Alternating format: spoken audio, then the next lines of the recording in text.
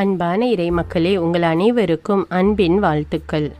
ஒருவருக்கொருவர் நன்மை செய்து பரிவு காட்டுங்கள். கடவுள் உங்களை கிறிஸ்து வழியாக மன்னித்தது போல நீங்களும் ஒருவரை ஒருவர் மன்னியுங்கள் என்று எபேசியர் அதிகாரம் 4 இறைவார்த்தை 32 இவ்வாறாக கூறுகிறது.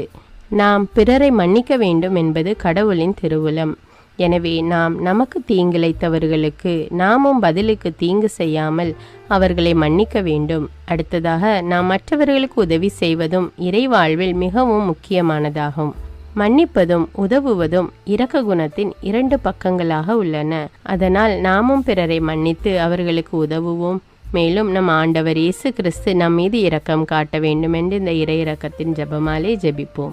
தந்தை, மகன், தூய ஆவியாரின் பெயராலே ஆமேன். இயேசுவே, நீர் மரித்தீர்.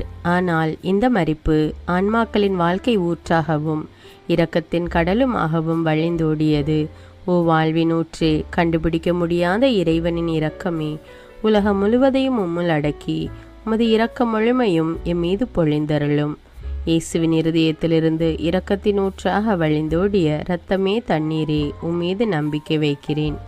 இயேசுவின் இருதயத்திலிருந்து இரக்கத்தின் ஊற்றாக வழிந்தோடிய இரத்தமே தண்ணீரே, உம்மீது நம்பிக்கை வைக்கிறேன். இயேசுவின் இருதயத்திலிருந்து இரக்கத்தின் ஊற்றாக வழிந்தோடிய இரத்தமே தண்ணீரே, உம்மீது நம்பிக்கை வைக்கிறேன். விண்ணுலகில் இருக்கிற எங்கள் தந்தையே, உமது பெயர் தூயது என போற்ற பெறுக. உமது ஆட்சி வருக. உமது திருவுளம் விண்ணுலகில் நிறைவேறுவது போல மண்ணுலகிலும் நிறைவேறுக. எங்கள் அன்றாட உணவை இன்று எங்களுக்கு தாரும். எங்களுக்கு எதிராக குற்றம் செய்வோரை நாங்கள் மன்னிப்பது போல எங்கள் குற்றங்களை மன்னியும். எங்களை சோதனைக்கு உட்படுத்தாதேயும், தீமையிலிருந்து எங்களை விடுவித்தருளும். ஆமீன். அருள் நிறைந்த மரியே வாழ்க. ஆண்டவர் உம்முடனே, பெண்களுள் ஆசி பெற்றவர் நீரே. உம்முடைய திருவயிற்றின் கனியாகிய இயேசுவும் ஆசி பெற்றவரே. புனித மரியே, இறைவனின் தாயே, பாவிகளாயிருக்கிற எங்களுக்காக இப்பொழுதும் எங்கள் இறப்பின் வேளையிலும் வேண்டிக் கொள்ளும். ஆமீன்.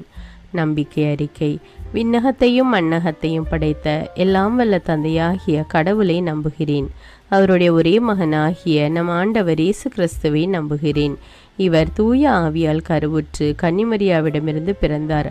பொந்தியு பிலாத்துவின் அதிகாரத்தில் பாடுபட்டு சிலுவையில் அறையப்பட்டு இறந்து அடக்கம் செய்யப்பட்டார். பாதாளத்தில் இறங்கி 3ஆம் நாள் இறந்தோரிடமிருந்து உயிர்த்தெழுந்தார். விண்ணகத்துக்கு எழுந்தருளி எல்லாம் வல்ல தந்தையாகிய கடவுளின் வலப்பக்கத்தில் வீற்றிருக்கிறார். அங்கிருந்து வாழ்வோருக்கும் இறந்தோருக்கும் தீர்ப்பு வழங்க வருவார். தூய ஆவியாரை நம்புகிறேன். புனித கத்தோலிக்க திரு அவையை நம்புகிறேன். புனிதர்களுடைய உறவு ஒன்றிப்பை நம்புகிறேன். பாவ மன்னிப்பை நம்புகிறேன்.